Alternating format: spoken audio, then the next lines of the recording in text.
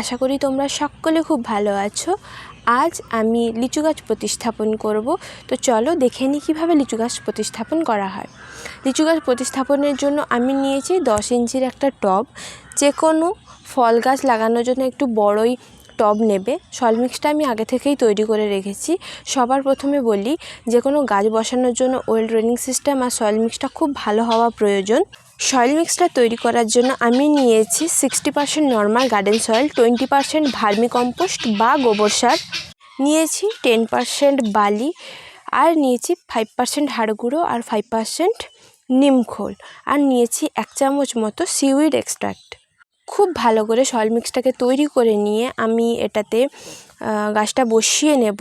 ওপর থেকে কিছুটা ফাঁকা রাখবো, কারণ পরে এতে আমার খাবার দিতে লাগবে। ভিডিওটির জন্য অবশ্যই একটি লাইক করে যাবে। টাটা।